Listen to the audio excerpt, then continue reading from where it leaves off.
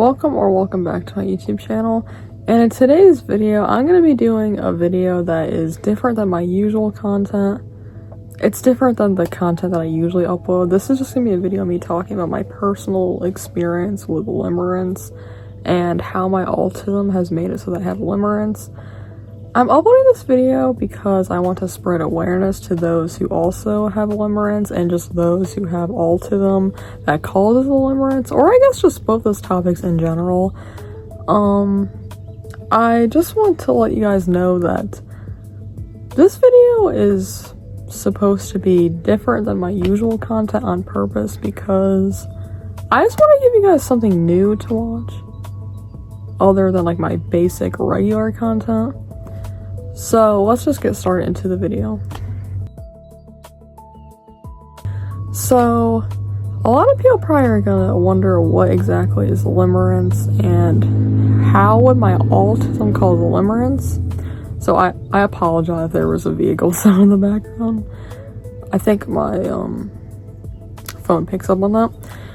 So I'll just start off with saying that I am still trying to figure out more about limerence, and I know quite a lot about autism because I'm autistic myself.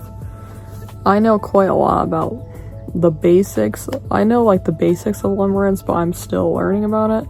So if you guys are curious about limerence, I would recommend looking it up and doing a little bit of research and carefully just try to understand it and carefully think about it before jumping to any conclusion or anything. I began developing autism when I was around, I believe, it might have been, even though autism usually develops around like, I think a little bit later because of the specific form of autism I have, it develops kind of later. But I believe my family found out that I was autistic, well, my parents specifically, when I was around 4 years old, but it wasn't like obvious, like you knew right away until I was about 6 years old, maybe 5.5, I'm not sure. But I first started having limerence when I was, I believe, around 6 years old. I believe when I was like 6 years old, around, was when I first started having crushes on people. And my crushes were just cartoon characters, and then like maybe a year later, like as I got a little bit older, it started being real people. But at the time, like my limerence was just cartoon characters, like characters on like TV shows. I think video games too. I had crushes on characters from like video games, horror games.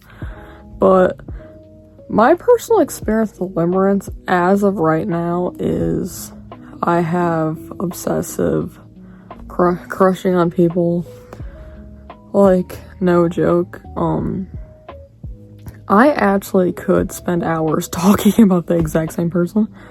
It's like my brain is just a hamster wheel that just goes on and on, back and forth, hamster wheel, which a lot of autistic people, like, special interest is very common, but with me personally, my special interest is just males that I find attractive. And I'd say that the crushes are just like a basic regular crush. Like everyone, when they have a crush on someone, they have the same kind of feelings. But since I have limerence, which is from my autism, it's like, it's just strange. It's because like, well, I personally don't really think of it as strange, but I know other people do. It's obsessive, very obsessive, I have to say. Which, just so you guys know, this video is not meant to be emotional in any way, shape, or form. Like I said, this video is just supposed to be different from my usual content, and I'm just gonna try to be as detailed as possible. So, I'd say that my limerence is, I don't know if it's as high as it possibly can be, but I definitely do have limerence a lot.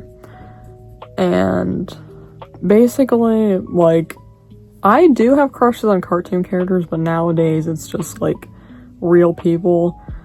And it's like, I feel like there's something about the crushing, the intensity that made me realize, oh, this is limerence. It's not just like a basic regular crush. And I honestly think that the way I get dopamine says a lot about, like, just my behavior. Like, a part of limerence is you get dopamine from the person, and you fantasize about the person, you get dopamine from that. Which my autism calls this dopamine hits when I stim and stuff like that.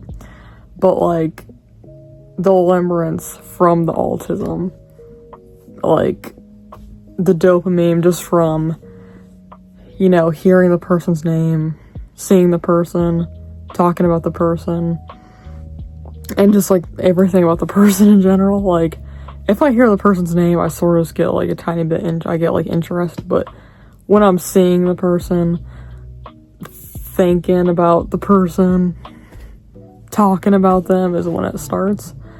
And if you guys have seen some of my other videos, like right now you guys can see that I have posters of crushes, and I'm straight, just so everyone knows. I do not have a crush on Ice Spice or anything like that, anyone like that, because ever since the day I was born, I've only been interested in men, nothing else, just males. I just have, like, some of my favorite singers in the background, but I don't have a crush on them, and I hope that's something I want people to understand. I definitely have gone through bullying from the crushes, like, back in, I'd say, 2022 to 2023. People on a website called Fandom, that's like a Wikipedia website. I don't know if some of you have heard about that, but that's what it is in case you don't know. The bullying was terrible. People always would think that I was trolling and would accuse me of things just because sometimes the people I liked were people that were, like, in memes, and just, like, people that other people would think I was being satire because they're thinking, like, why that person out of all people? And every now and then I do still get picked on for it, but I just do not take it personally like I did when I was younger.